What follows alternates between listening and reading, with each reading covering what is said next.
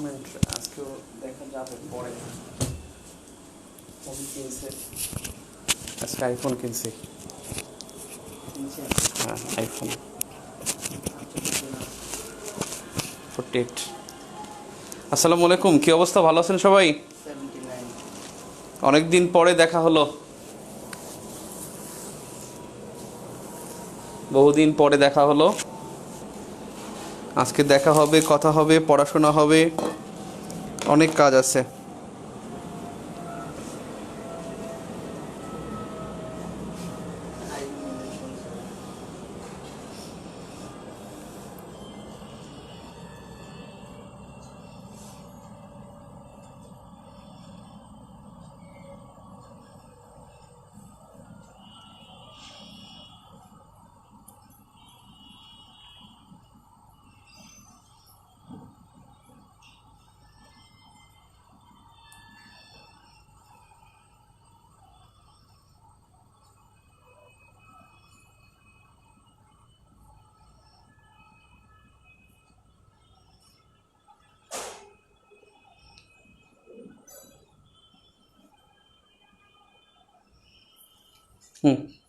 কতজন আসছে?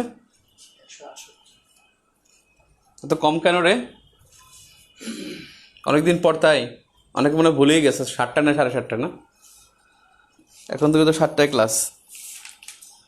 আমাদের আন্তর্জাতিক ও আঞ্চলিক ব্যবস্থা, আসলে এই ব্যবস্থার মধ্যে অনেক কিছু হবে। এই ব্যবস্থার মধ্যে হবে সরকার ব্যবস্থা, এটার মধ্যে হবে সরকার ব্যবস্থা, বিভিন্ন দেশের সরকার ব্যবস্থা, বিভিন্ন দেশের রাষ্ট্রীয় নাম,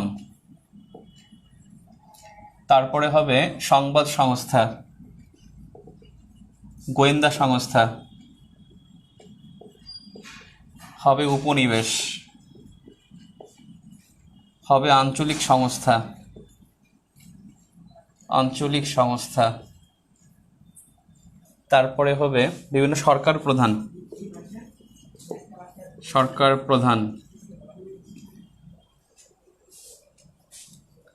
প্রধানের তো পরপ্রত পূর্ণমাত্রা নাই না, পত তো না, আমরা পড়তাম এরকম অর্ধমাত্রা। ঋত নামক ধপস করে পড়ে গেল না, ধপস 8টা না অর্ধমাত্রা। ঋত নামক গণক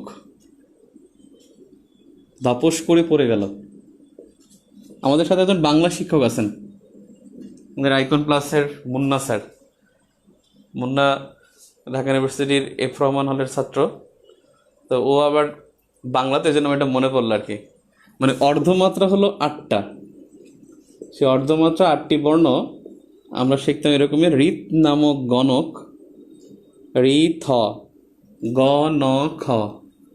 ঋত নামক গণক ধপস করে পড়ে গেল, ধপস, এই 8টা না, বুঝছে? এই জন্য প্রধানে আমি যখন মাত্রা দিছি তখন বিষয়টা আমার মাথায় আসছে যে আসলে প্রধানে হবে অর্ধমাত্রা। সরকার প্রধান হবে, এরপরে মুদ্রা হবে, রাজধানী, ভাষা, পার্লামেন্ট, এগুলো সব কিন্তু আঞ্চলিক ও আন্তরিক ব্যবস্থা। বেসিক্যালি আগে যারা আমরা ইন্টারন্যাশনাল অ্যাফেয়ার্স পড়তে গেলে যেগুলো পড়তাম, সেই সবগুলোই হলো আঞ্চলিক ও আন্তরিক ব্যবস্থার মধ্যে পড়বে। অর্থাৎ আঞ্চলিক ও আন্তরিক ব্যবস্থার মধ্যে আগেও যেগুলো পড়েছি, বিভিন্ন দেশ পরিচিতিও কিন্তু এখানে হবে, বিভিন্ন দেশ পরিচিতি। যেমন গত বছর একটা প্রশ্ন আসছে না, যে যুক্তরাষ্ট্রের ডেলিগেট, ডেমোক্রেট পার্টির মোট ডেলিগেট কতজন? এটাও কিন্তু এই আঞ্চলিক ও আন্তরিক ব্যবস্থা থেকে প্রশ্নটা আসছে। কতজন আসছে? 253। তাহলে অর্ধমাত্রা 8টা শিখছি।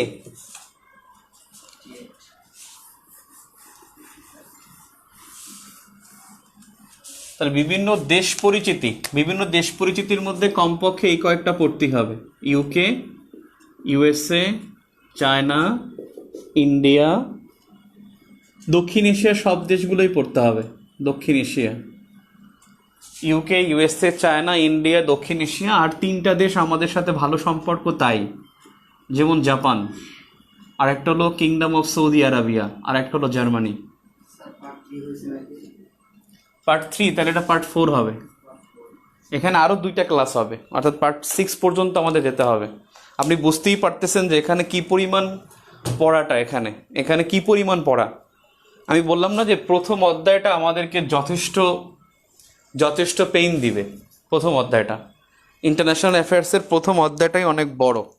আপনারা অনেকে নোটিশ পেয়েছেন। ইনশাল্লাহ আমাদের ক্লাস আমরা চেষ্টা করব প্রত্যেক দিন ইনশাল্লাহ 7টায় নেওয়ার জন্য। যদি 2-1 দিন মিস হয় তাহলে আমরা আগের দিন জানাই দেবো, ঠিক আছে? তার মানে ক্লাস কিন্তু 7টা বাজলে আপনারা এই গ্রুপে একটা ঢু মারবেন যে 7টার সময় ভাই আসছে কিনা। আর আমি তো না নিলে আগেই আমি জানাবো যে আজকে 7টায় ক্লাস হবে না, সেটা আমি আগেই জানাই দেবো। কিন্তু আমাদের প্রতিদিন এই ক্লাসটা থাকবে ইনশাল্লাহ, ঠিক আছে? আর আমরা কিন্তু ইন্টারন্যাশনাল অ্যাফেয়ার্সটা আমরা এইটা পড়ে আমরা আগাই ফেলা, কারণ এটা একটু কঠিন এবং এইটা মনে হয় যেন কমন পড়বে কি পড়বে না সেটা। আমরা শুধুমাত্র ইন্টারন্যাশনাল অ্যাফেয়ার্সের রিসেন্ট পার্টটা রেখে দেবো। রিসেন্ট পার্টটা আবার পরীক্ষার আগে পড়বো। পরীক্ষার অর্থাৎ 29 অক্টোবর পরীক্ষা হবে, আমরা হয়তো 18 বা 20 অক্টোবর আমরা ইন্টারন্যাশনাল অ্যাফেয়ার্সের রিসেন্ট পড়বো। এবং ইনশাল্লাহ এই মাসের মধ্যে আমরা ইন্টারন্যাশনাল শেষ করব এবং সুশাসন শেষ করে ফেলবো। এবং বাংলাদেশ আমাদের যে ক্লাসে যে প্যাটার্ন, ওটা প্রথম অধ্যায় মুক্তিযুদ্ধটা আমাদেরকে ভোগাবে, আর পরেরগুলো ইজি ইনশাল্লাহ। পরেরগুলো আমাদের নলেজে আছে যে কি আসতে পারে, সেগুলো আমরা সব জানি ইনশাল্লাহ। বাংলাদেশ কঠিন হবে না আশা করি।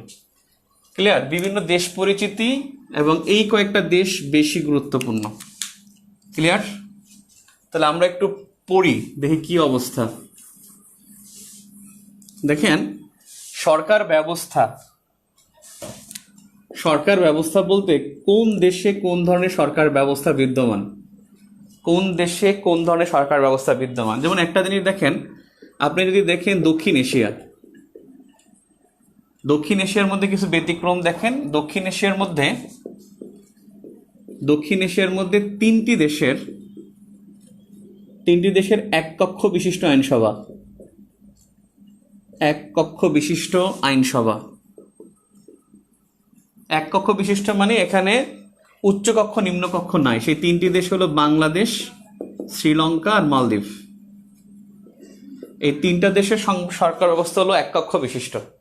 আর এই তিনটা ছাড়া বাকি যে 5টা দেশ আছে, আফগানিস্তান, পাকিস্তান, ইন্ডিয়া, নেপাল, তারপর হলো ভুটান, তারপরে হলো 5টা, হ্যাঁ ঠিক আছে, এই 5টা দেশে হলো দ্বিকক্ষ বিশিষ্ট আইনসভা। তার মানে এই 5টা দেশই কিন্তু ফেডারেল স্টেট মানে কি? কেন্দ্র এবং প্রদেশ থাকে। প্রাদেশিক সরকার এবং কেন্দ্রীয় সরকার, এই 2টা সরকার থাকে। কেন্দ্র এবং প্রদেশে আলাদা সরকার থাকে। সেক্ষেত্রে এই 5টা দেশ হলো ফেডারেল স্টেট। এই নেপাল তাদের প্রদেশ হলো 7টি প্রদেশ। একটুখানি একটা দেশ, তার আবার প্রদেশও আছে 7টি প্রদেশ। আফগানিস্তানের প্রদেশ কিন্তু মনে থাকে যেন 34টা প্রদেশ আফগানিস্তানের। এটা খুবই গুরুত্বপূর্ণ এই বছর অনেক গুরুত্বপূর্ণ যে আফগানিস্তানের প্রদেশ কতটি, 34টা প্রদেশ। আপনারা তো কোশ্চেন ভিউ পড়ছেন, একজন বলতে পারেন যে কোশ্চেন ভিউর মধ্যে আছে তালেবানরা এবছর আফগানিস্তানের কোন প্রদেশটি প্রথম দখল করেছে? কোন প্রদেশ প্রথম দখল করে? তালেবানরা এবছর আফগানিস্তানের কোন প্রদেশটি প্রথম দখল করে? এটা কিন্তু গুরুত্বপূর্ণ বিষয়। পাকিস্তানের প্রদেশ ছিল 5টা ছিল। 1971 পর্যন্ত 5টা প্রদেশ ছিল, তার মধ্যে আমরা ছিলাম কি? বাংলাদেশ, পূর্ব পাকিস্তান ছিল একটা। পূর্ব পাকিস্তান স্বাধীন হওয়ার পর 4টা ছিল। তারা 2020 সাল থেকে গিলগিত বালতিস্তানকে তারা প্রদেশ ঘোষণা করেছে। এখন 5টি প্রদেশ। এই 5টি প্রদেশ হলো 2020 সালে পঞ্চম যে প্রদেশটা হয় তা হলো গিলগিত বালতিস্তান।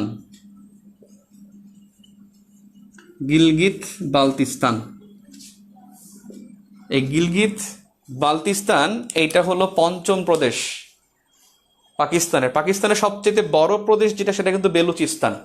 ওরা স্বাধীনতা চায়। সবচাইতে বড় হলো বেলুচিস্তান। ওদের আয়তনের অর্ধেকের বেশি হলো বেলুচিস্তান, এবং ওদের আয়ের প্রধান উৎসই বেলুচিস্তান। আর এই বেলুচিস্তান স্বাধীনতা চাচ্ছে অনেক দিন ধরে।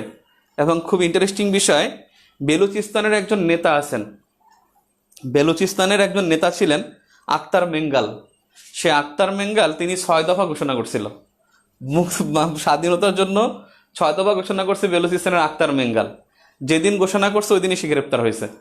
উনি মনে করছে যে বঙ্গবন্ধু 6 দফা দিয়ে স্বাধীন হয়েছে, উনি নিজের বঙ্গবন্ধু ভাবছে, নিজে কটকায় বসে গেছে, এরপর ওই দিনকেই অ্যারেস্ট হয়ে গেছে। তো সব তো আর বঙ্গবন্ধুর মতো করলে তো হবে না। তো বেলুচিস্তান স্বাধীনতা চায়, এবং এই বেলুচিস্তান স্বাধীনতা চায়, কিন্তু ওদেরকে এই আক্তার মেঙ্গাল সহ যাদের কি বলেন, হ্যাঁ আচ্ছা দেখা যাবে না, এই আফগানিস্তানের উত্তরটা কি দিতে পারছে কেউ? আর না, রাজধানী কাবুল, এটা তো সবার শেষে করছে। তারপরে কাবুল তো করছে 15ই আগস্টে, তারিখটা যেন মনে থাকে, 15ই আগস্ট আমাদের শোক দিবসের দিন। এই দিনকার তালেবান অভ্যুত্থান করে তারা আফগানিস্তানকে দখল, মানে তালেবান আফগানিস্তান অর্থাৎ কাবুল গঠন করে হলো 15ই আগস্টে, 15ই আগস্ট। আর মনে রাখবেন 3টা তারিখ গুরুত্বপূর্ণ, আফগানিস্তান থেকে 3টা তারিখ গুরুত্বপূর্ণ। আমি কিন্তু এখন সেগ্রিগেটেড পড়াবো, সেগ্রিগেটেড বুঝছেন, যেটা ইম্পর্ট্যান্ট তার সাথে পড়াবো। আপনার খাতায় কিন্তু ওগুলাই লিখতে হবে, কথাকে বুঝছেন? এখানে এক গুছানো না যে এটা আমরা আফগানিস্তানটা শেষ করে ফেলি ভাইয়া তারপর আমরা নেপাল পড়ি, এরকমের কিন্তু সিস্টেম হবে না। কারণ এখন আমরা যা পড়বো তাই শিখবো এবং ইম্পর্ট্যান্টটা আমরা টেনে বের করবো। প্রত্যেকটা বিষয়ের ইম্পর্ট্যান্টটা আমরা কিন্তু নোট করে ফেলবো, এবং আপনি দেখবেন এভাবেই কিন্তু আপনার পড়াটা মানে পড়াশোনাটা দেখবেন কমপ্লিট হয়ে যাবে ইনশাল্লাহ। 3টা ডেট খুব গুরুত্বপূর্ণ। 15ই আগস্ট 2021 তারিখে এই দিনকেই বাংলা মানে কাবুল দখল করে। কাবুল, আপনাদের কোশ্চেন বুথে কিন্তু আমি প্রদেশটা দিছি, ঠিক আছে? যা আজকে পরীক্ষা হোক এটার উপরে, ঠিক আছে? আমি এখন বলবো না যে কোন প্রদেশটা প্রথম দখল করেছে। 3টা তারিখ গুরুত্বপূর্ণ, এটা পেয়েছে যে কাবুল দখল মানে তালেবানরা দখল করে 21 আগস্ট 2021, 21 আগস্ট 2021 এই তারিখটা গুরুত্বপূর্ণ। এই দিনকার মানে তালেবানরা সরকার গঠনের ঘোষণা দেয়, সরকার গঠনের ঘোষণা দেয়।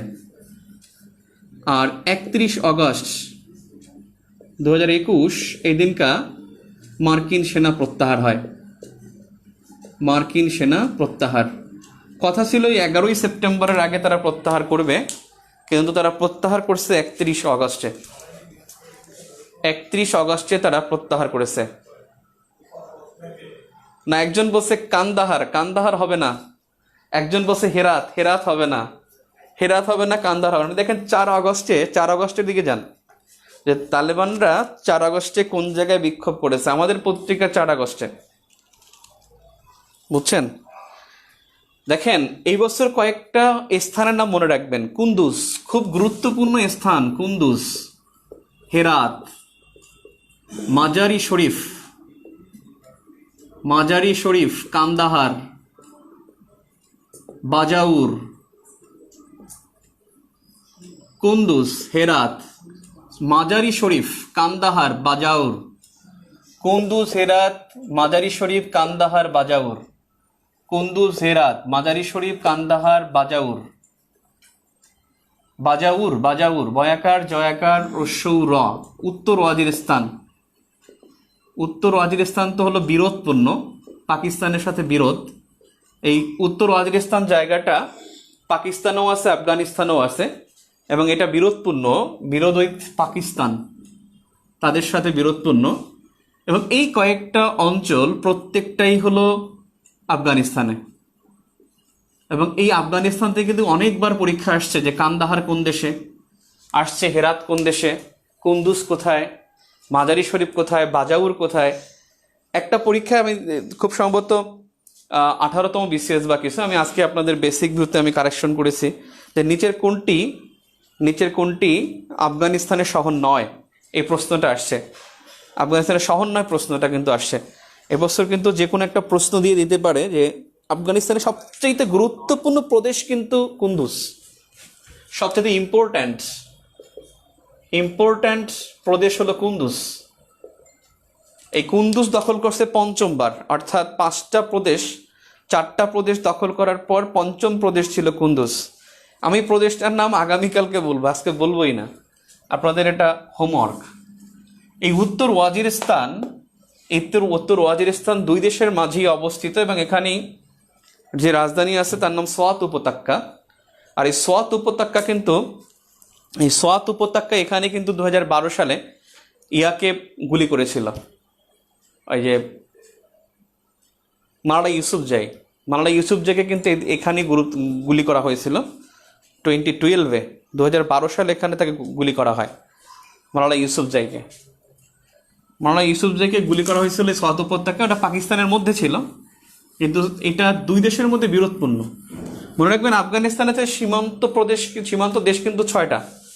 এই আফগানিস্তানের সীমান্ত দেশ হলো 6টা: কাকিউ, কাজাখস্তান, কিরগিজস্তান, আর হলো কি উজবেকিস্তান, পাকিস্তান, ইরান না,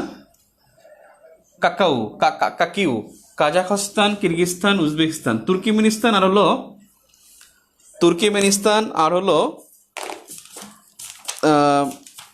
তাজিকিস্তান। এই 2টা দেশ কিন্তু আফগানিস্তানের সীমান্তবর্তী দেশ না।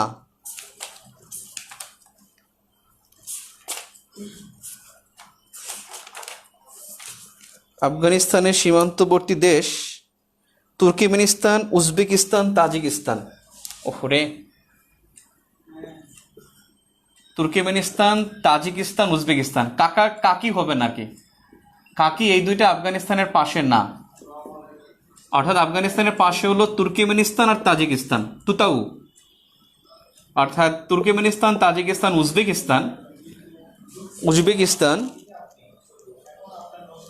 তুর্কিমেনিস্তান, তাজিকিস্তান, উজবেকিস্তান, এই 3টা, ইরান আর হলো পাকিস্তান। সবচেয়ে বেশি সীমান্ত হলো পাকিস্তানের সাথে। আফগানিস্তানের সাথে সবচেয়ে বেশি সীমান্ত হলো পাকিস্তানের সাথে, তুর্কিমেনিস্তান, উজবেকিস্তান, তাজিকিস্তান। যাক, ফেডারেল স্টেট তো বুঝতে পারছেন। এবছর 3টা তারিখ গুরুত্বপূর্ণ, সেটা হলো 31 আগস্ট গুরুত্বপূর্ণ, আর ওই তারিখটা কিন্তু আসছিল 39তমতে, আবার যেন মনে থাকে।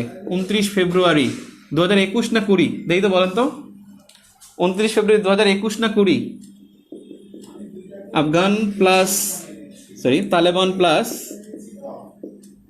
তালেবান ভার্সেস ইউএসএ শান্তি চুক্তি।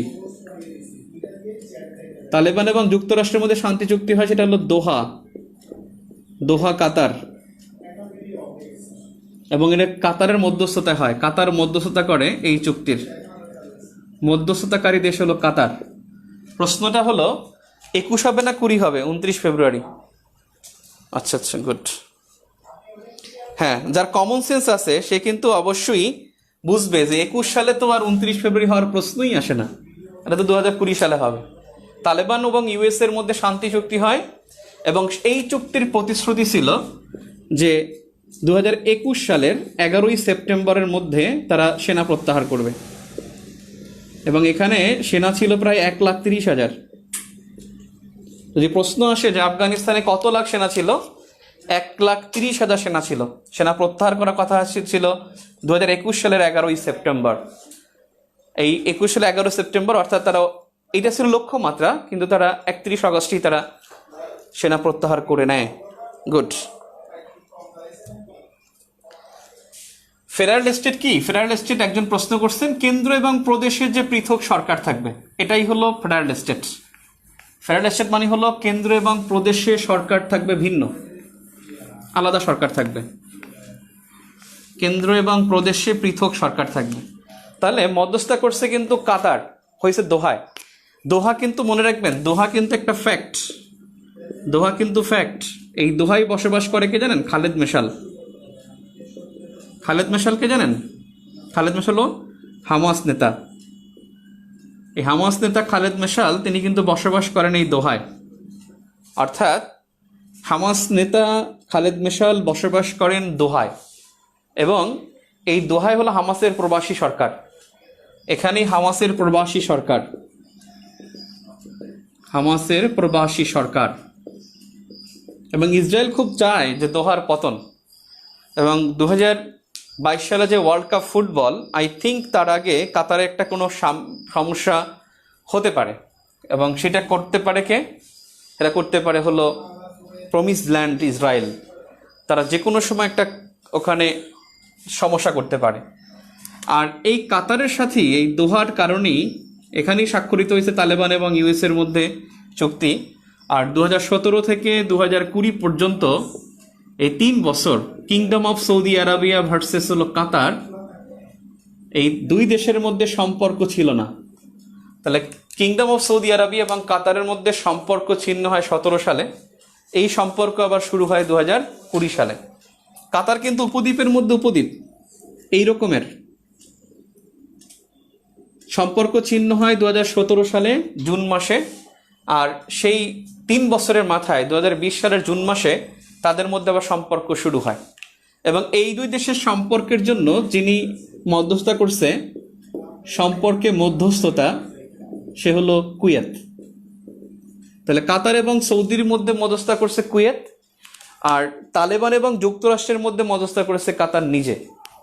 এবং এই দোহা, এইটা কিন্তু Saudi Arab, kingdom of Saudi Arabia, এটা কিন্তু মানে গালফ, অর্থাৎ পার্সিয়ান গালফ, পারস্য উপসাগর। আর এই জায়গাটা হলো কাতার। এইটা দেখেন, এখানে পারস্য উপসাগর, এখানে এডেন সাগর, এখানে লোহিত সাগর, আর এই পাশে তো আফ্রিকা। 3 দিকে যখন সাগর থাকে তখন তাকে উপদ্বীপ বলে। এবং এইটার 3 দিকে সাগর, আর এখানে তো ইরাক। সেই সৌদি আরব অর্থাৎ আরব উপদ্বীপ, এটা আরব উপদ্বীপ। এখানে প্রায় 6টা দেশ আছে। ইরাক মানে এখানে কুয়েত আছে, কাতার আছে, বাহরাইন আছে, ওমান আছে, সংযুক্ত আরব আমিরাত আছে, ইয়েমেন আছে। 6টা দেশ নিয়ে আরব উপদ্বীপ, কারণ 6টা দেশের সবাই আরবিতে কথা বলে। আরব উপদ্বীপের 6টা দেশ কে কে? আরব উপদ্বীপের 6টা দেশ কে কে? ইয়েমেন, ওমান, ইউএই সংযুক্ত আরব আমিরাত, এটা হলো কাতার, এইটা হলো কুয়েত। কে হলো কুয়েত? আর এখানে হলো বাহরাইন, আমি নিচে লিখি বাহরাইন। তাহলে বাহরাইনের সাথে অল্প একটু সৌদির সাথে লেগে আছে, এই উপদ্বীপের সাথে অল্প একটু লেগে আছে। আর এছাড়া বাহরাইন ম্যাক্সিমামই দ্বীপ। তাহলে 1 2 3 4 5 6 7, ও আচ্ছা 7টা। আরব উপদ্বীপের দেশ হলো 7টা, আমি দুঃখিত 7টা। Qatar, Kuwait, Bahrain, Saudi, Yemen, Oman, সংযুক্ত আরব আমিরাত, 7টা। এই আরব উপদ্বীপের দেশ হলো 7টি, আর এই 7টি দেশের ভাষাই হলো আরবি। এই জন্য এটাকে বলা হয় আরব উপদ্বীপ। আবার বলি, সৌদি আরব, কাতার, কুয়েত, সংযুক্ত আরব আমিরাত, ওমান, ইয়েমেন, এই 7টা দেশের কোনো দেশেই গণতন্ত্র নাই। এই 7টা দেশের মধ্যে সৌদি আরব আছে যার কোনো নদী প্লাস সংবিধান নাই। নদী প্লাস সংবিধান যেই দেশটার নাই সেটা হলো সৌদি আরব। নদীও নাই, সংবিধানও নাই। এখন দেখেন, এখানে এডেন সাগর, আমি এডেন লিখছি এখানে সাগর, এবং এডেন নামে একটা বন্দর আছে ইয়েমেনে। ইয়েমেনের একটা বিখ্যাত বন্দর এডেন সমুদ্র বন্দর কোন দেশে? ইয়েমেনে। তো এই উপদ্বীপের মধ্যে উপদ্বীপ, অর্থাৎ এখান থেকে এটারও 3 দিকে পানি, এটারও 3 দিকে পানি, 3 দিক পানি মানে উপদ্বীপ। আরব উপদ্বীপের মধ্যে ইরাক কিন্তু হবে না। আরব উপদ্বীপের মধ্যে ইরাক না, কারণ ইরাকের 3 দিকে পানি না, সেই ভূখণ্ডের মধ্যে ইরাক না। অর্থাৎ ইরাক কিন্তু আরব উপদ্বীপের দেশ হবে না। আরব উপদ্বীপের দেশ হবে কুয়েত, কাতার, ইউএই, ওমান, ইয়েমেন এবং সৌদি আরব। এই কয়েকটা দেশ হবে আরব উপদ্বীপের দেশ। কিন্তু ইরাক পারস্য উপসাগরের দেশ, পারস্য উপসাগরের তীরবর্তী দেশ কিন্তু এরা হবে। পারস্য উপসাগরের তীরবর্তী দেশ এরা সবাই হবে, ইয়েমেন হবে না। এরা সবাই পারস্য উপসাগর। এখানে কিন্তু ইরান, এই দেশটার নাম কিন্তু ইরান। যখন পারস্য উপসাগরের দেশ বলবে তখন কিন্তু ইয়েমেন হবে না। তার মানে পারস্য উপসাগরের দেশ নয়, পারস্য উপসাগরের দেশ নয় ইয়েমেন, কিন্তু আরব উপদ্বীপের দেশ। আবার দেখেন, আরব উপদ্বীপের দেশ নয়, আরব উপদ্বীপের দেশ নয় কিন্তু, আরব উপদ্বীপের দেশ নয় কিন্তু পারস্য উপসাগরীয় দেশ, পারস্য উপসাগরীয় দেশ সেটা হলো ইরান এবং ইরাক, ইরাক প্লাস ইরান। এই জন্য পরীক্ষা আসবেন নিচের কোন দেশটি আরব উপদ্বীপের দেশ নয়। আর আরব বলতে তার মানে ইরান তো হবেই না, কারণ ইরানের ভাষা হলো ফার্সি। ফার্সি ভাষায় যে কথা বলে সে তো আর আরব দেশ হবে না। আরব দেশ হতে হলে তার ভাষা লাগবে কি? আরবি, আরবি ভাষা লাগবে।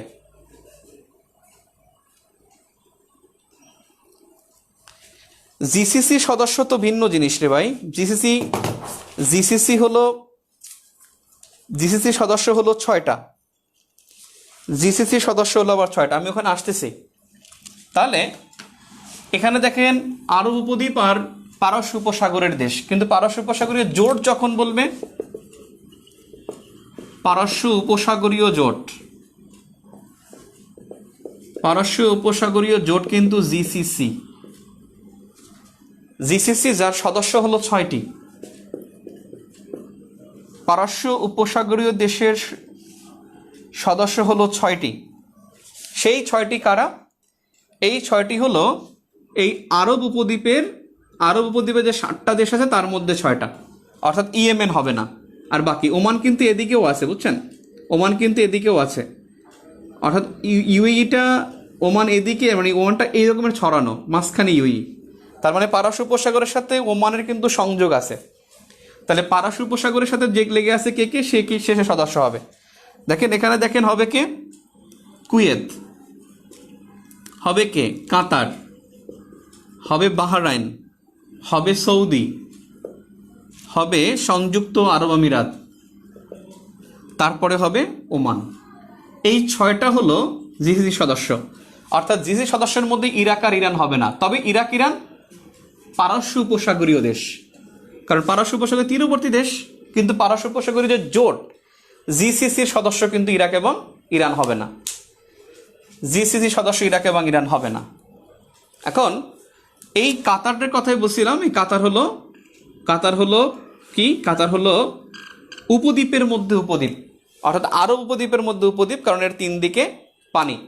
এবং এই আরব উপদ্বীপকে দ্বীপ বানাইতে বলছিল, দ্বীপ বানাই দিবে, অর্থাৎ খাল কাটবে। এই সীমান্তে খাল কাটার কথা বলছিল মোহাম্মদ বিন সালমান, মোহাম্মদ বিন সালমান, মোহাম্মদ বিন সালমান বিন আব্দুল আজিজ, আব্দুল আজিজ আল সৌদ। নামটা কত বড় দেখছেন? এর মধ্যে মনে রাখবেন ওর নাম কিন্তু মোহাম্মদ, এগুলো সব ওর আব্বার নাম, বুঝছেন? অর্থাৎ বিনের পরে যা আছে এগুলো আর বাবা। অর্থাৎ এই মোহাম্মদ এ হলো কিন্তু Saudi crown Prince, Saudi crown Prince. ওই বুড়াটার বাবার বয়স হয়েছে 95-97 বছর, আর ক্রাউন প্রিন্স হলো মোহাম্মদ বিন সালমান বিন আব্দুল আজিজ আল সৌদ। একবার পরীক্ষা আসছিল, আপনি দেখবেন 28 বা 27তম বিসিএসে একজন বাদশাহ মারা গেছিল, সৌদির বাদশাহ, সৌদির বাদশাহ আবদুল্লাহ মারা গেছিল, আবদুল্লাহ। এখন প্রশ্ন আসছে, মানে আবদুল্লাহ বিন আব্দুল আজিজ, আবদুল্লাহ বিন আজিজ, আব্দুল আজিজ আল সৌদ আল ফাহাদ, এরকমের নাম ছিল খুব সম্ভবত, বিশাল নাম। প্রশ্ন দিছে যে বাদশার নাম কি আবদুল্লাহ, আব্দুল আজিজ, আল সৌদ নাকি আল ফাহাদ? সবাই তো কনফিউজ, যে নাম দেখছে বড় করে। বাংলাদেশে এই লোকটা আসছিল এবং তার কয়েকদিন পরে তিনি এসে গিয়ে মারা গেছে, খুব সম্ভবত 2010 সালে। এবং যখন মারা যায় প্রশ্নটা আসছিল যে সৌদির বাদশার নাম কি ছিল, আবদুল্লাহ, আব্দুল আজিজ, আল সৌদ না আল ফাহাদ? আসলে বেসিক্যালি এই আবদুল্লাহ হলো তার নাম, আর বিনের পর যা আছে তা সব হলো ওর আব্বার নাম। ওর আব্বার সাথে যা লেগে থাকবে সেগুলো হলো ওর দাদার নাম, ওর পরে যত বিন আছে তা হবে ওর দাদার নাম। 1932 সাল থেকে, এটা মনে রাখবেন, 1932 সাল থেকে সৌদি আরবে, 1932 সাল থেকে সৌদি আরবে আল সৌদ রাজবংশ ক্ষমতায়। বাক্যটা যেন মনে থাকে, 1932 সাল থেকে সৌদি আরবে আল সৌদ পরিবার ক্ষমতায়।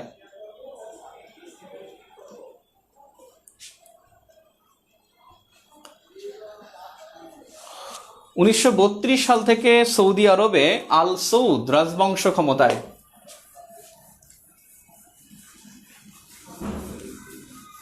আমরা আবার একটু সরকার ব্যবস্থায় ঢুকে পড়ি।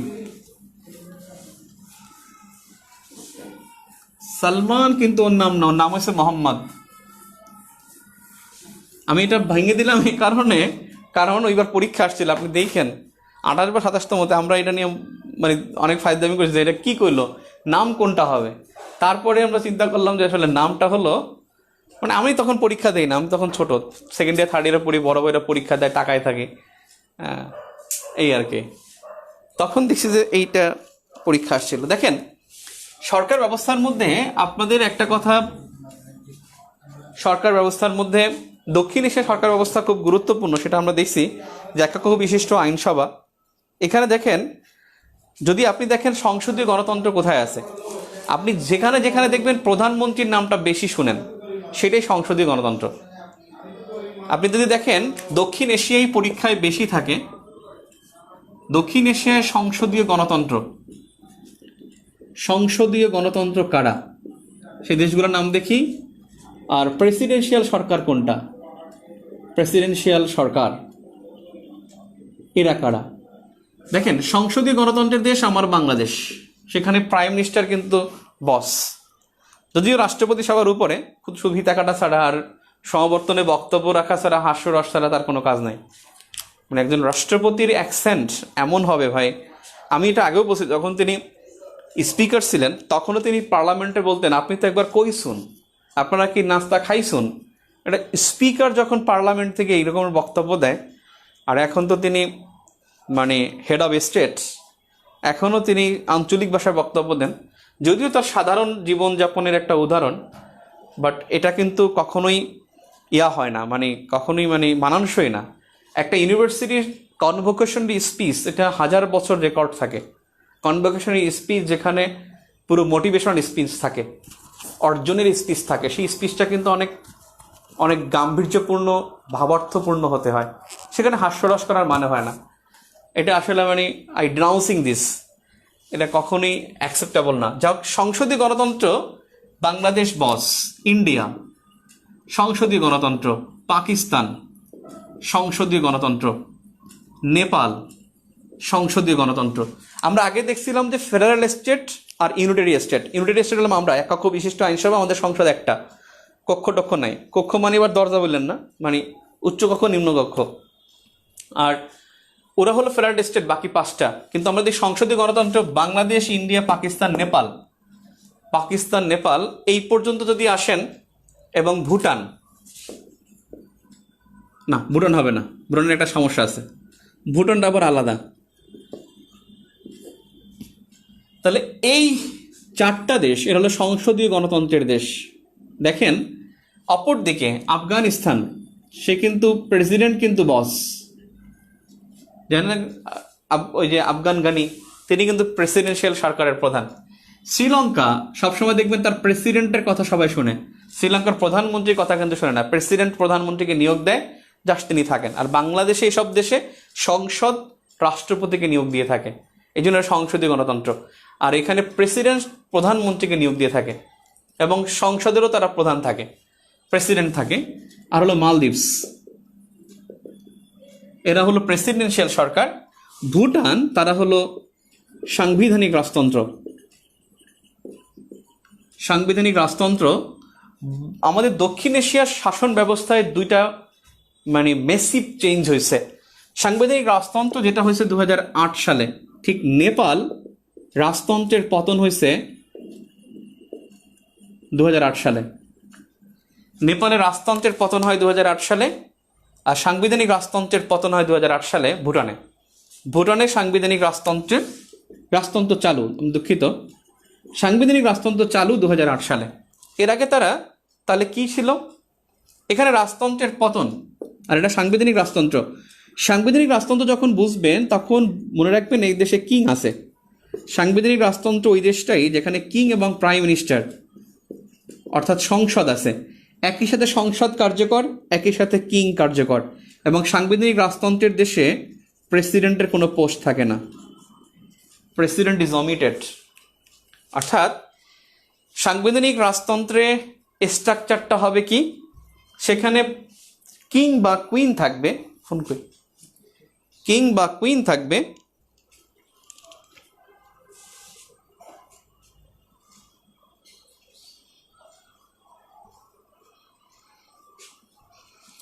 আহমেদ তাবির তিনি বলছেন যে শ্রীলঙ্কায় 2জন প্রাইম মিনিস্টার কেন হয়েছিল, কারণ ওখানে একজন চায়নার প্রেসারে হয়েছিল, একজন ইন্ডিয়ান প্রেসারে হয়েছিল।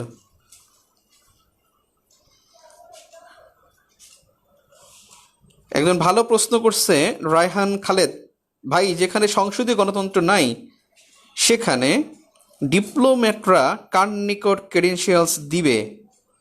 আহা, অবশ্যই যেখানে সংসদীয় গণতন্ত্র বা যেখানেই থাকুক মনে রাখবেন একজন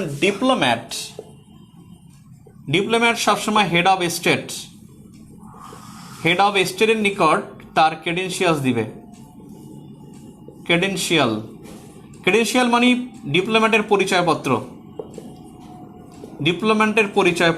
আপনি যখন একটা দেশের ডিপ্লোম্যাট হবেন বা অ্যাম্বাসেডর বা হাই কমিশনার হবেন তখন আপনাকে একটা পরিচয়পত্র নিয়ে যেতে হবে, যেটাকে বলা লেটার অফ ক্রেডেনশিয়ালস। এই লেটার অফ ক্রেডেনশিয়ালস আপনি যখন যেই দেশে যাবেন সেই দেশের হেড অফ স্টেটকে দিবেন, এবং হেড অফ স্টেট প্রত্যেকটা দেশের হয়তো রাষ্ট্রপতি হয় নয়তো রাজা বা রানী হয়। হেড অফ স্টেট হয়তো রাষ্ট্রপতি হবে নয়তো রাজা বা রানী হবে। যেমন ভুটানে এখানে কিং তিনি হলো হেড অফ স্টেট, কারণ এখানে প্রেসিডেন্টের পোস্ট নাই। তাহলে এখন দেখেন সাংবিধানিক রাজতন্ত্র বলতে বোঝাবে যেখানে সংসদ থাকবে, প্রাইম মিনিস্টার থাকবে, প্রেসিডেন্ট থাকবে না। এরকমের কয়েকটা দেশের নাম দেখেন সাংবিধানিক রাজতন্ত্র, যেমন ব্রিটেন আছে, কানাডা আছে, অস্ট্রেলিয়া আছে, নিউজিল্যান্ড আছে। কারণ এসব দেশে কিন্তু প্রাইম প্রেসিডেন্ট নাই, এদের সবারই প্রধানকে ব্রিটিশ রানী। আচ্ছা ওগুলো বাদ দিলে যেমন মালয়েশিয়া আছে, মালয়েশিয়ায় কিন্তু কিং আছে এবং প্রধানমন্ত্রী আছে। থাইল্যান্ড আছে, কিং আছে এবং প্রাইম মিনিস্টার আছে। জাপান আছে, কিং আছে, প্রাইম মিনিস্টার আছে। ডেনমার্ক আছে, ডেনমার্কে রানী আছে এবং ডেনমার্কে সংসদীয় গণতন্ত্রের দেশ আছে, অর্থাৎ প্রাইম মিনিস্টারও আছে। এরপরে ভালো দেয় না, এর কাভারটা এত নিম্নমানের, এই কাভার 2,500 টাকা দেখাই। দিস ইজ ভাই, ওরা হাইজাক করবো ভাই, দেখানো যাবো না।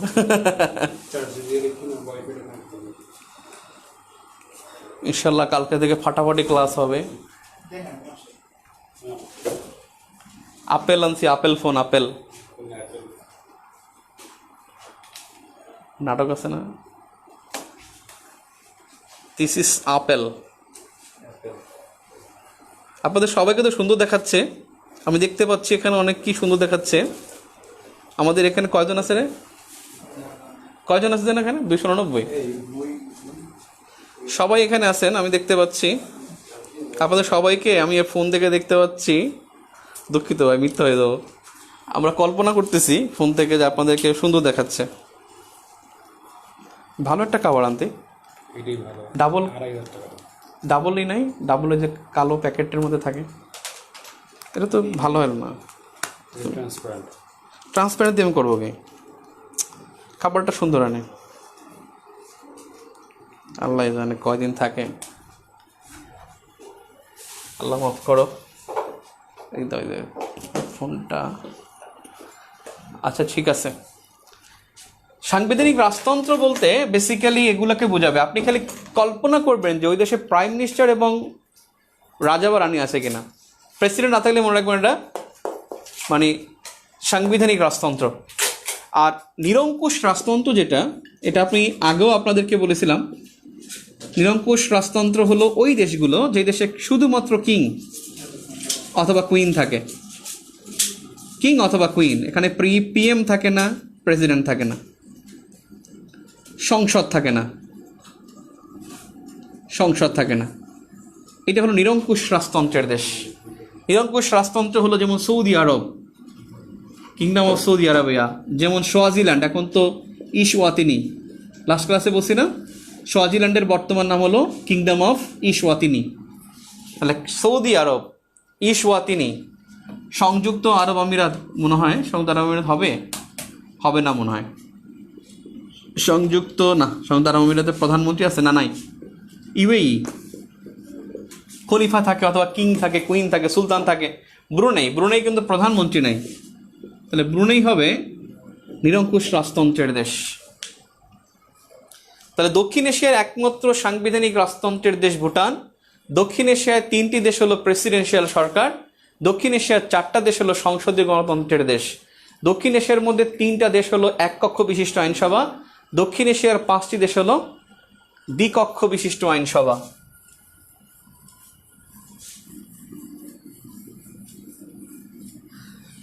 এখন আমি বললাম, আমি 4টা দেশের নাম লিখে আপনাকে বলতে হবে কোনটা সাংবিধানিক রাজতন্ত্র। আপনার বেসিক থেকে বলবেন। হ্যাঁ, ready? A number, B number, C number, D number, A B C D.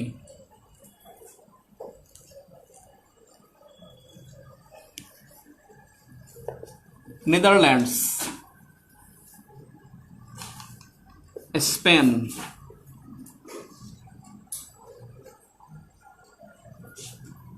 Netherlands, Spain, Sweden, Portugal. এর মধ্যে সাংবিধানিক রাজতন্ত্রের দেশ কোনটি বা কোনগুলো? সাংবিধানিক রাজতন্ত্রের দেশ, সাংবিধানিক রাজতন্ত্রের দেশ। কত পাইছো ফ্রি?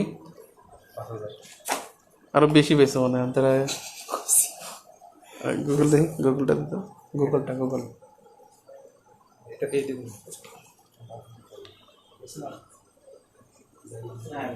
ওইটা একটু তোর ফোন কই, একটু এই গ্রুপটা ঢুকতো আমার 43-এ। আরে বড়, এটা খোল তুই। আমার 43 ঢুকতো।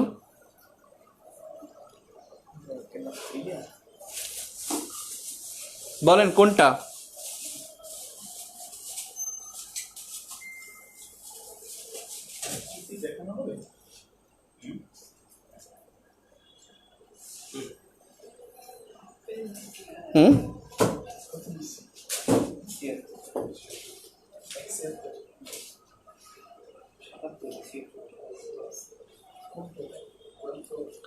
বলেন কোনটা?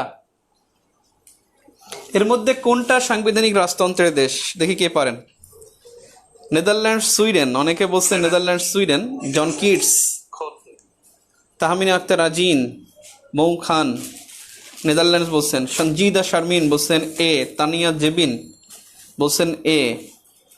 ফাতেমাতুজ জোহরা লামিয়া, তিনি বলছেন সুইডেন। দেখেন, ডাচে রাজা আছে, এখানে রাজা বা রানী আছে, স্পেনের রাজা বা রানী আছে, সুইডেনের রাজা আছে। তার মানে এই 3টা সাংবিধানিক রাজতন্ত্রের দেশ। আমার মনে আছে যে, আপনার মনে আছে কি যে নেদারল্যান্ডস আর স্পেন সেমিফাইনাল ও ফাইনাল খেলছে কোন একটা ওয়ার্ল্ড কাপে? এই ফাইনাল খেলছে নাকি? এই 2010 সালে ফাইনাল খেলছে কে? স্পেন জিতছে না 1-0 গোলে। স্পেন 10 ওয়ার্ল্ড কাপ নেদারল্যান্ডসের সাথে ফাইনাল খেলছে খুব সম্ভবত। তখন এই 2 দেশের রানী উপস্থিত ছিল, বুঝছেন? আমি আগে জানতাম না যে তাদের রানী আছে। সুইডেনের রাজা আছে, ডেনমার্কেও রানী আছে। তার মানে এরা হলো সাংবিধানিক রাজতন্ত্রের দেশ। ক্লিয়ার?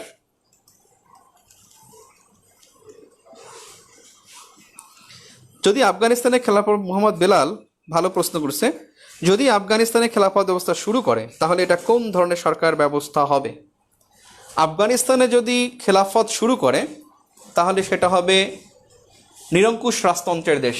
তাহলে তারা পার্লামেন্ট শুরু করবে না।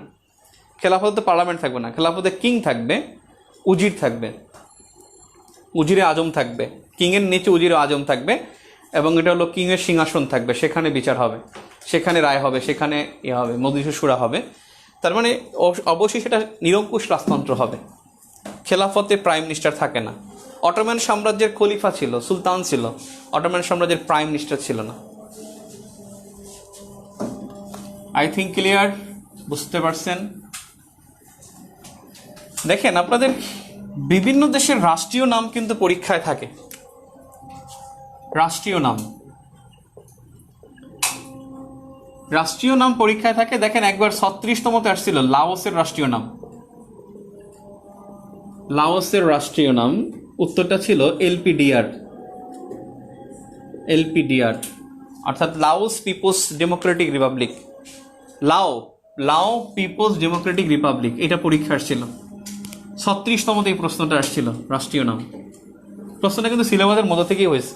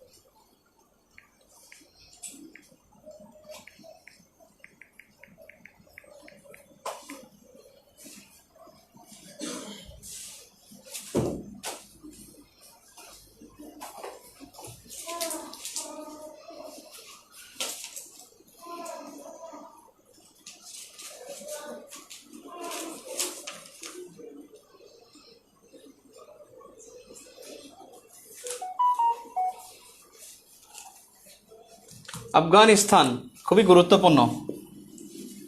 Islamic Emirates of Afghanistan, Islamic Emirates of Afghanistan.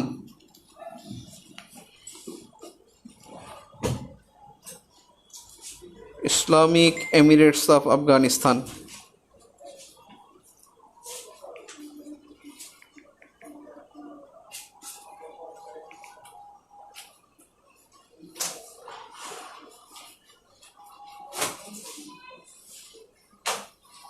বলেন তো পাকিস্তানের রাষ্ট্রীয় নাম কি?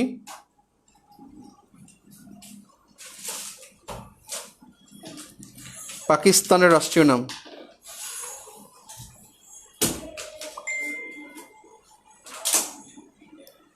Pakistan, Islamic Republic of Pakistan, Republic of Pakistan. Myanmar, এটা হলো Union of the Republic of Myanmar, Union of the Republic of Myanmar. Bangladesh তো জানেন, বাংলাদেশ হলো People's Republic of Bangladesh, people's Republic of Bangladesh. Bharat হলো রিপাবলিক অফ ইন্ডিয়া, পিপলস না কিন্তু, রিপাবলিক অফ ইন্ডিয়া। চীন হলো People's Republic of China, People's Republic of China.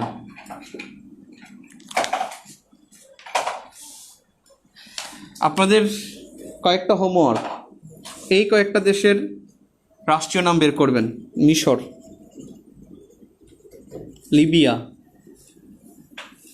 Japan, Japan সহজ, kingdom of Japan, Japan, Singapore, Hong Kong, Taiwan তো পারেন, তাইওয়ান তো দেখাইছিলাম লাস্ট ক্লাসে। Republic of China, rock, Republic of China, Taiwan, Republic of China. একটু ফোনটা ঠিক করে দেন, আমি দেখি। মানে ওটা না, ওটা তো এখন না, ওটা কালকে ক্লাসে দেখা হবে। Hong Kong, Taiwan, Singapore, Japan, Libya, Malaysia এবং দক্ষিণ এশিয়ার সবগুলো, দক্ষিণ এশিয়ার সব, দক্ষিণ পূর্ব এশিয়ার সব। দক্ষিণ পূর্ব এশিয়ার সব।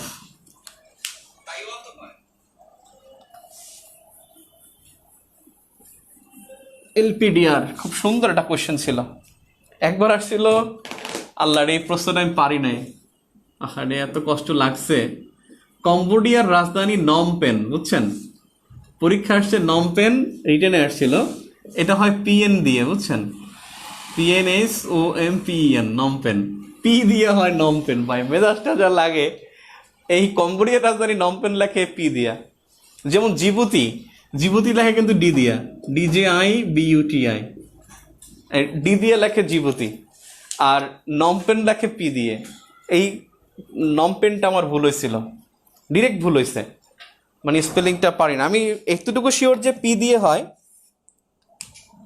আফগানিস্তানের সীমান্তবর্তী দেশ সেটা হলো তুতাউ, তুতাউ, তুতাউ, অর্থাৎ তুর্কমেনিস্তান, তাজিকিস্তান, উজবেকিস্তান, এই তিনটা দেশের সাথে সীমান্ত লেগে আছে, ইরান এবং পাকিস্তান। ইরান এবং পাকিস্তান। রাষ্ট্রীয় নাম এই কটা আপনার হোমওয়ার্ক বের করে ফেলবেন। দক্ষিণ পূর্ব এশিয়ার সব, আমি আপনাকে এই দুইটা লিখে দিচ্ছি যেটা নিয়ে সবচেয়ে ঝামেলা। একটা হলো উত্তর কোরিয়া, নর্থ কোরিয়া, আর একটা হলো সাউথ কোরিয়া। নর্থ কোরিয়া হলো DPRK, ডেমোক্রেটিক, ওরা নাকি ডেমোক্রেটিক, মেজাজটা খারাপ হয় না বলেন? Democratic people's Republic of Korea, republic of Korea, democratic people's Republic of Korea. পিপলসের কিন্তু এস এর আগে অ্যাপোস্ট্রফি এস হবে, এস এর পরে না, কিন্তু এস এর আগে। আর সাউথ কোরিয়া হলো রিপাবলিক অফ কোরিয়া,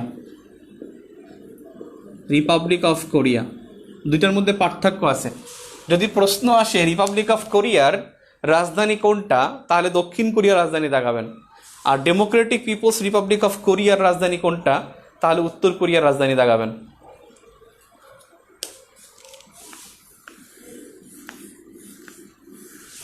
আর একটা হলো রাশিয়া, রাশিয়ার রাষ্ট্রীয় নাম কে, দেখবো যে এগুলো দ্রুত লিখে গ্রুপে পোস্ট করতে পারেন।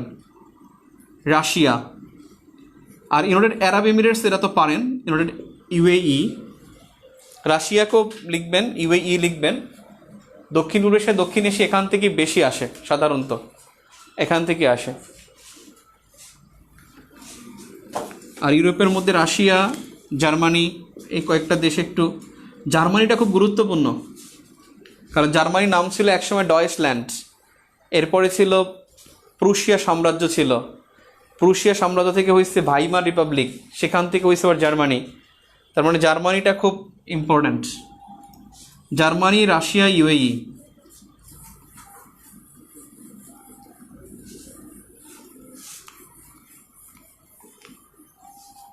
রাষ্ট্রীয় নাম বাংলাদেশেরটা কিন্তু মনে রাখেন যেন, এটা কিন্তু সবাই বলি আমরা, ভুল করি। People's Republic of Bangladesh.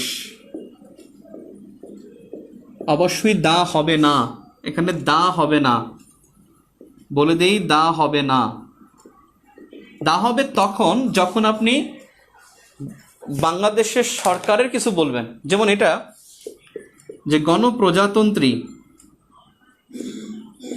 Bangladesh, এটা হলো এটা। আর যদি বলে গণপ্রজাতন্ত্রী বাংলাদেশের জনগণ, ধরেন বাংলাদেশের সরকার, ধরেন সরকার, তখন হবে the government of the people's Republic of Bangladesh, people's Republic of Bangladesh. যখন বলবে যে গণপ্রজাতন্ত্রী বাংলাদেশের সরকার, তখন the government of the people's Republic of Bangladesh, তখন দা হবে মাঝখানে। এর সামনে কিছু থাকলে তখন দা হবে। আর যদি সরাসরি বলে গণপ্রজাতন্ত্রী বাংলাদেশ, তাহলে পিপলস রিপাবলিক অফ বাংলাদেশ, এখানে দা হবে না, দা হবে পরেরটায়। কি মেল দিচ্ছেন আমাকে? পরেরটা কারেকশন করছেন? আমার মেল দিবেন না? সেট আপ দেওয়া লাগবে না, সেট আপ আমি দেখে নিই, তারপরে দেবেন। ওকে, ঠিক আছে। ওয়ালাইকুম আসসালাম।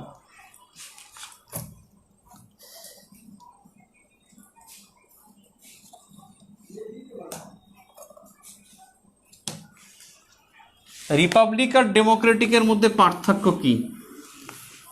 রিপাবলিক যে কেউ হতে পারে,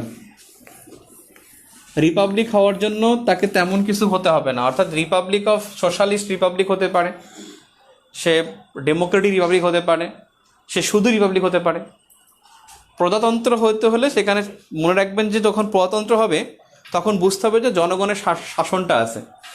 আর যখন মানে পিপলস রিপাবলিক বলে, এই গণপ্রজাতন্ত্র বললে তখন বোঝায় যে এটা মানে কীভাবে বুঝি আমি,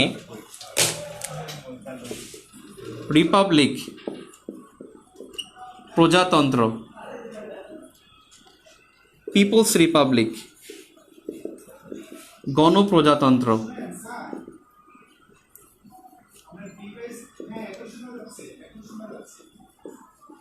গণপ্রজাতন্ত্র, ডেমোক্রেটিক রিপাবলিক, গণতান্ত্রিক প্রজাতন্ত্র। প্রজাতন্ত্র যে কেউ হবে, যে কোনো দেশ হতে পারে। জাস্ট এই প্রজাতন্ত্র হওয়ার ক্ষেত্রে, এই প্রজাতন্ত্র হবার ক্ষেত্রে তাকে শুধুমাত্র একটা সংবিধান, যেটাকে বলে একটা মানে যেটাকে বলে প্রতিশ্রুতি, কমিটমেন্টস, এই কমিটমেন্টটা থাকতে হবে যে আসলে আমি রাষ্ট্র, এই ভূখণ্ডের অধীনে যেটা আছে এটা আমার রাষ্ট্র। প্রজাতন্ত্র বলতে সেটা বোঝাবে যে এই প্রজাতন্ত্র তারা ঐক্যবদ্ধ একটা গোষ্ঠী, প্রতিশ্রুতিবদ্ধ, তারা স্বাধীন থাকবে, মানে একত্রে থাকবে। স্বাধীন হতে পারে, নাও হতে পারে। ইট মে বি পরাধীন যেন কি রে আল্লাহ, ইন্ডিপেন্ডেন্ট অর হলো কি, পরাধীন মানে কি, মানুষটা খারাপ লাগে না? ইট মে বি পরাধীন শব্দটা মনে নাই।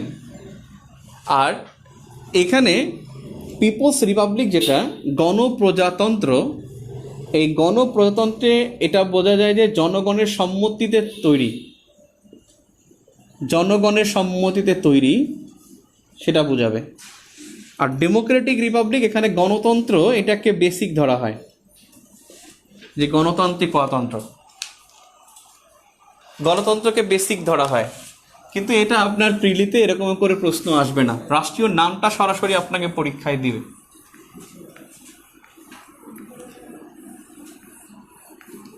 তাহলে আপনার হোমওয়ার্কটা হলো রাষ্ট্রীয় নামগুলো সব পড়ে রাখা। রাষ্ট্রীয় নাম, সরকার ব্যবস্থা দেখেন, আমাদের সরকার ব্যবস্থা আমাদের এই দক্ষিণ এশিয়া, দক্ষিণ পূর্ব এশিয়ায় এনাফ, এর বাইরে ইনশাল্লাহ আসবে না, এবং কখনো এর বাইরে আসে না। দক্ষিণ এশিয়া বা দক্ষিণ পূর্ব এশিয়াই গুরুত্বপূর্ণ। সংবাদ সংস্থা, রাষ্ট্রীয় নাম কিন্তু হোমওয়ার্ক যা দিয়েছি দেখে নিয়েন। সংবাদ সংস্থা, এটা মার্কার, সংবাদ সংস্থা। সংবাদ সংস্থার মধ্যে এখানে আপনার বিভিন্ন দেশের পত্রিকা, বিভিন্ন দেশের টিভি চ্যানেল, পত্রিকা, তারপরে হলো ওয়েবসাইট, এগুলোকে বোঝায়। ওয়েবসাইট যেমন উইকিলিক্স, ওয়েবসাইট উইকিলিক্স ওয়েবসাইট তো জানেন, এটা তথ্য ফাঁসকারী ওয়েবসাইট, তথ্য ফাঁসকারী ওয়েবসাইট। উইকিলিক্স তথ্য ফাঁসকারী ওয়েবসাইট, 2006 সালে প্রতিষ্ঠা, অস্ট্রেলিয়া। এরা খালি তথ্য ফাঁস করে দেয়। উইকিলিক্স তথ্য ফাঁসকারী ওয়েবসাইট, 2006 সালে প্রতিষ্ঠা, এর প্রতিষ্ঠা হলো অস্ট্রেলিয়ায়। আর প্রতিষ্ঠাতা যদি বলেন তাহলে জুলিয়ান অ্যাশেন্স। বর্তমানে বন্দী আছেন যুক্তরাজ্যে, বন্দী ইউকে, যুক্তরাজ্যে বন্দী বর্তমানে। আর এই উইকিলিক্সের স্লোগান আছে একটা, দেখা যায়, উই ওপেন গভর্নমেন্টস। এটা হলো উইকিলিক্সের স্লোগান।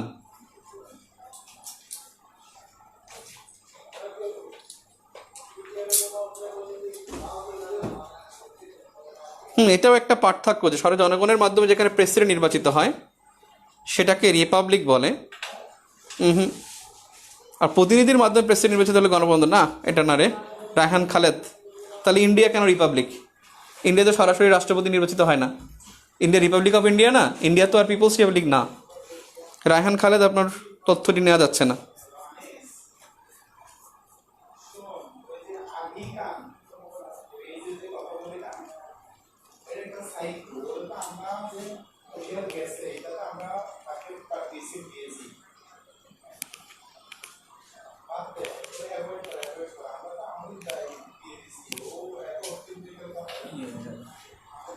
তো এইরকমের ওয়েবসাইটগুলো যেমন আছে, মানে ওয়েবসাইট উইকিলিক্স, হ্যাঁ, তারপর আছে কি এবছর একটা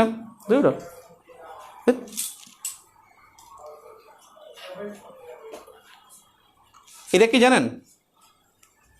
প্যাগাসাস। প্যাগাসাস প্যাগাসাস একটা কি? প্যাগাসাস একটা কি? প্যাগাসাস হলো একটা সফটওয়্যার, এবং সফটওয়্যারটা কার? ইসরায়েলের। এবং যারা কি করে? ফোন হ্যাক করে। প্যাগাসাস ফোন হ্যাক করে থাকে, এবং বিশিষ্ট এই তাদের কাছ থেকে ভাড়া নেয়। প্যাগাসাসের কাছ থেকে বিভিন্ন দেশের, মানে বিভিন্ন দেশের সরকার এটাকে কিনে নেয়, যে আমাকে দাও, আমি এইসব নেতাদের আমি মোবাইল হ্যাক করব, তাদের টেলিফোনে আড়ি পাতবো, তারা কি বলে শুনবো, তারপর ব্যবস্থা নেব। ইন্ডিয়াতে সবচেয়ে বেশি হয়েছে। 10টি দেশ এই বছর, 10টি দেশে সরকার প্রধানদের বা সরকারের নেতৃবৃন্দদের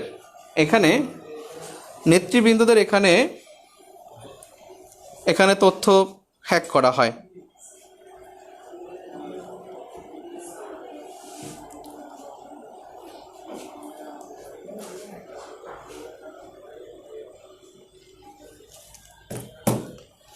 একজন বলছেন যে ইরানের সরকার অবস্থা কি হবে? ইরানের সরকার অবস্থা ভাই, Iran Islamic Republic of Iran, রাষ্ট্রীয় নাম হয়েছে ইসলামিক রিপাবলিক অফ ইরান, এবং এখানে সর্বোচ্চ ধর্মীয় নেতা আছে। আর এখানে সরকার ব্যবস্থা হলো সাংবিধানিক প্রজাতন্ত্র। সাংবিধানিক প্রজাতন্ত্র। এখানে আর একটা বস আছেন, এই বসটা হলেন এখানে কিং আছেন, অর্থাৎ সর্বোচ্চ ধর্মীয় নেতা আছেন, ধর্মীয় নেতা, সর্বোচ্চ ধর্মীয় নেতা। ওখানে রাষ্ট্রপতি নাই, কিন্তু সাংবিধানিক ধর্মীয় নেতা আছেন। সাংবিধানিক Republic, constitutional Republic, that is Iran, Islamic Republic of Iran রাষ্ট্রীয় নাম। আচ্ছা দেখেন, প্যাগাসাস গুরুত্বপূর্ণ। এগুলো কিন্তু ওয়েবসাইট, অর্থাৎ এগুলো সংবাদ মাধ্যম। যেমন আরেকবার আসছিল না যে পানামা পেপার্স, পানামার, তারপরে হলো প্যারাডাইস পেপার্স।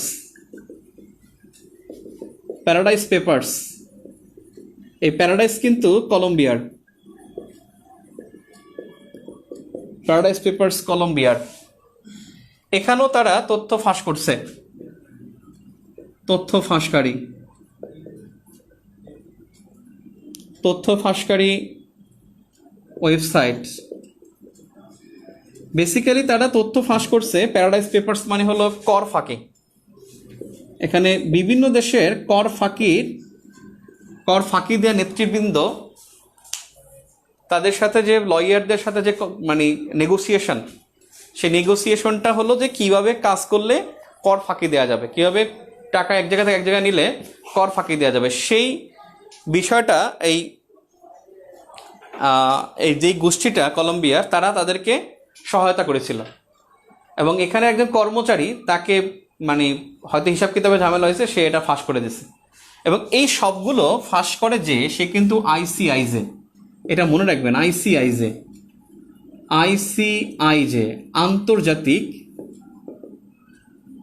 আন্তর্জাতিক গোয়েন্দা সাংবাদিকদের জোট, আইসিআইজে, আন্তর্জাতিক গোয়েন্দা সাংবাদিকদের জোট হলো ICIJ. Criminal investigation journalism, international criminal investigation journalism. যাই হোক, এখানে এবছর প্যাগাসাসটা গুরুত্বপূর্ণ, এবং প্যাগাসাসের মধ্যে এটা ইসরায়েলের, এই কথাটা মনে রাখবেন। এবং এই সফটওয়্যারটা ইসরায়েলের এটা সবাই কিনে নিয়ে বিভিন্ন দেশের নেতাকর্মীদের ফোন হ্যাক করছে, এবং এখানে সবচেয়ে বেশি বাংলাদেশের নামও আসছে। সবচেয়ে বেশি আলোচিত হয়েছে যে দেশটা, তার নাম হলো ভারত। আর এই তথ্য ফাঁস করার খবরটা যে দেয় সে হলো ICIJ, international criminal investigation journalism, আন্তর্জাতিক গোয়েন্দা সাংবাদিকদের জোট, বা গোয়েন্দা ইনভেস্টিগেশন জার্নালিস্ট সাংবাদিক জার্নালিস্ট।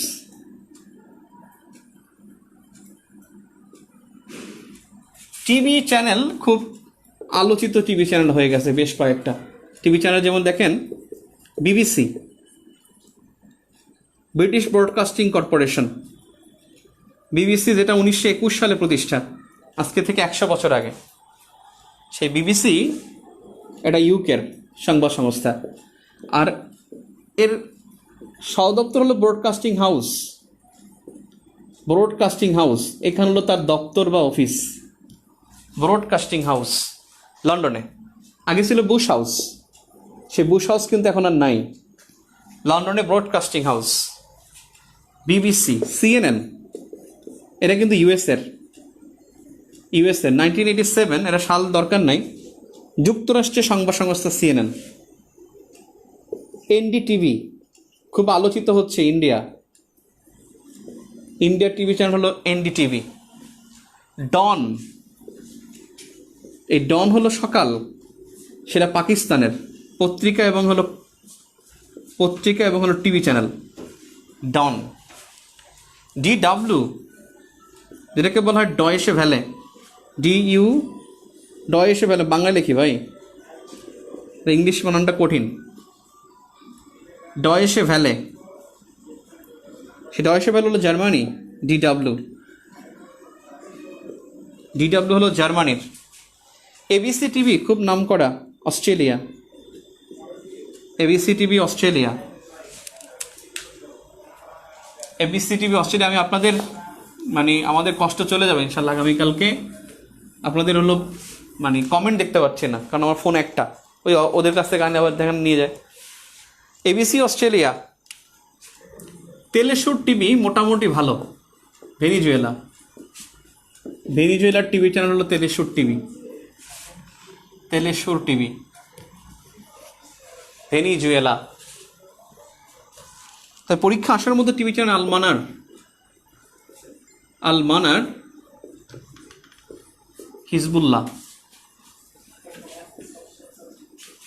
হিজবুল্লাহদের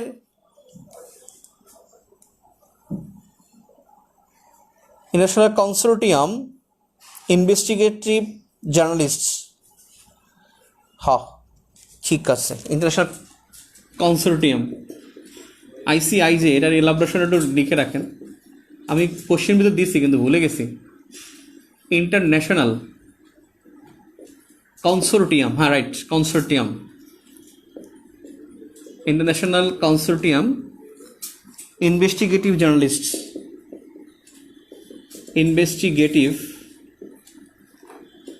জার্নালিস্ট, আইসিআইজে, গোয়েন্দা সাংবাদিকদের জোট, অথবা হলো অনুসন্ধানী সাংবাদিক বা গোয়েন্দা। আলমানার হিজবুল্লাহদের টিভি চ্যানেল। এই আলমানার কিন্তু লেবানন, হিজবুল্লাহ কিন্তু লেবাননের গেরিলা, লেবাননের আলমানার টিভি চ্যানেল। আল আলম, এটা ইরানের টিভি চ্যানেল, ইরান। আল আলম।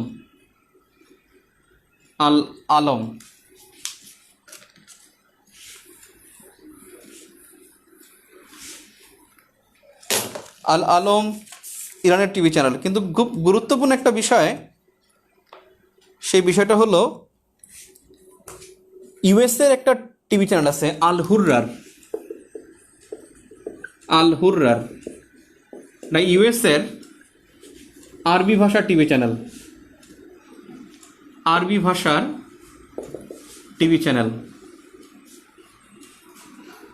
আল হুররার, ইউএসএর আরবি ভাষার টিভি চ্যানেল। অপরদিকে আল জাজিরা, এর মূল খবর কিন্তু ইংরেজিতে, কাতারের ইংরেজি ভাষার টিভি চ্যানেল। ইংরেজি ভাষার টিভি চ্যানেল আল জাজিরা, আর আল হুররার হলো ইউএসের আরবি ভাষার টিভি চ্যানেল। দুটার মধ্যে কিন্তু খুব পার্থক্য একটা। এই আল জাজিরা এটা কিন্তু কাতারের, এবং আল জাজিরা 1996 সালের প্রতিষ্ঠা, এবং এই আল জাজিরা শব্দের অর্থ উপদ্বীপ। আল জাজিরা শব্দের অর্থ উপদ্বীপ। আল জাজিরা 1996 সালের প্রতিষ্ঠা, দোহা। এই বছর আপনারা দেখছেন হামাস গাজা উপত্যকায়, হামাসের গাজা উপত্যকায় আল জাজিরার যে টিভি চ্যানেলের ভবনটা ছিল সেটা কিন্তু উড়াই দিয়েছিল ইসরায়েল। ইসরায়েল উড়িয়ে দেয়। আল হুররার।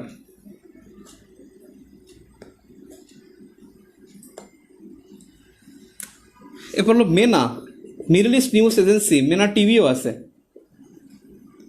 মেনা টিভি এবং সংবাদপত্র দুইটাই আছে। এটা কিন্তু মিশরের। মেনা, আল আলম, আল হুররার, আল জাজিরা, আল মানার। তেলেশ্বর টিভি হলো ভেনিজুয়েলা। এই আল আলমটা মনে রাখেন, খুব ভালো, ইম্পর্ট্যান্ট।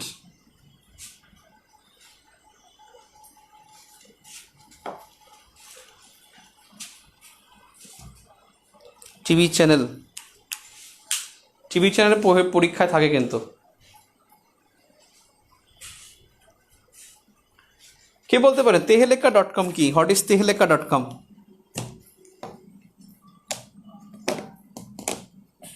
তেহেলেকা.com বলেন তো, তেহেলেকা.com কি?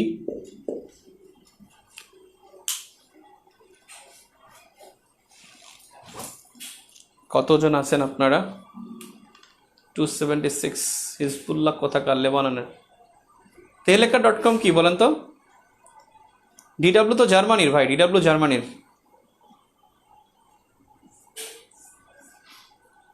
ডিডাব্লিউ জার্মানির। হোয়াট ইজ তেহেলেকা.com? একজনও পারে না। আরে আল্লাহ, কি পড়েন আপনারা?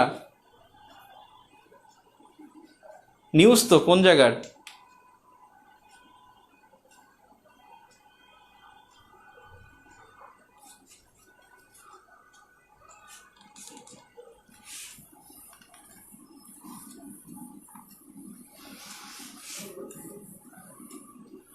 আল হুররার।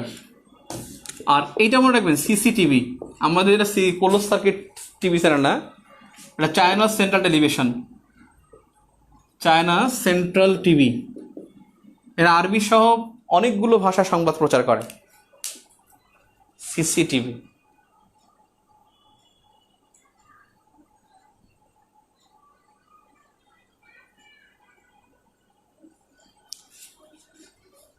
ও ইরানের প্রেসিডেন্ট আছে, আমি দুঃখিত, প্রধানমন্ত্রী নাই, আমি দুঃখিত। ইসরায়েলের প্রেসিডেন্ট আছে, ইসরায়েলের প্রধানমন্ত্রী নাই, প্রেসিডেন্সিয়াল গভর্নমেন্ট হবে। আমি দুঃখিত ভাই। ইরান প্রেসিডেন্সিয়াল গভর্নমেন্ট, মানে প্রেসিডেন্ট তো হাসান রুহানি, প্রেসিডেন্সিয়াল গভর্নমেন্ট। তবে ওদের ওই ধর্মীয় নেতা আছে, ওদেরটা একটু আলাদা, ওদের বিষয়টা একটু আলাদা। ওদের ধর্মীয় নেতা রাষ্ট্রপতির চাইতে ক্ষমতাশালী। তেহেলেকা.com। আরে কাশ্মীরের কি? তেহেলেকা.com ইন্ডিয়া, রাইট।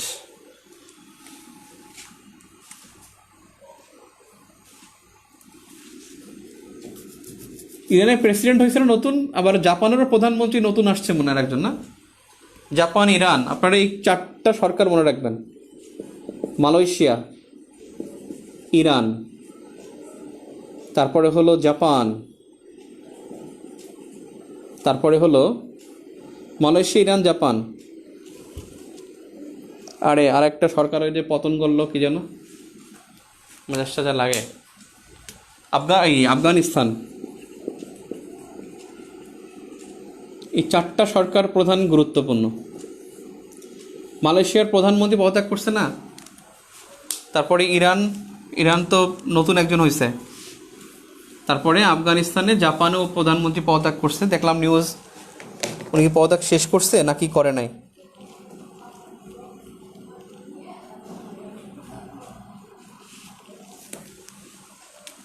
এটা হচ্ছে ইব্রাহিম রাইসি। ইব্রাহিম রাইসি ইরানের। Ebrahim Raisi. জাপানের সুগা আছে, সুগা তো চলে যাবে মনে হয়। ভাই আমরা আজকে যারা নতুন ভর্তি অ্যাডমিট হয়েছি আমাদের রুটিন দিলে ভালো হয়।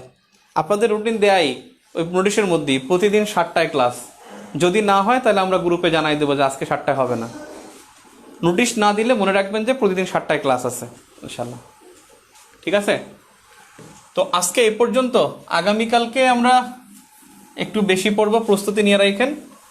নতুন যারা তারা বিরক্ত হয়ে যাবে, সেজন্য আগামীকালকে আমরা সরকার প্রধান থেকে শুরু করব। মুজিবরাজানী ভাষা পার্লামেন্ট এইভাবে যাব। সরকার প্রধান থেকে আমরা কালকে শুরু করব ইনশাল্লাহ। সরকার প্রধান ওই 4টা আগে শিখবেন, তারপরে অন্যগুলো। ওকে, আল্লাহ হাফেজ।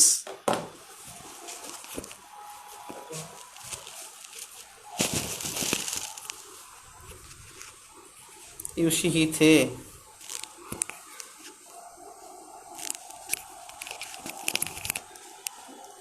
তুমি সে তারা তুমি নেভার ডিলিট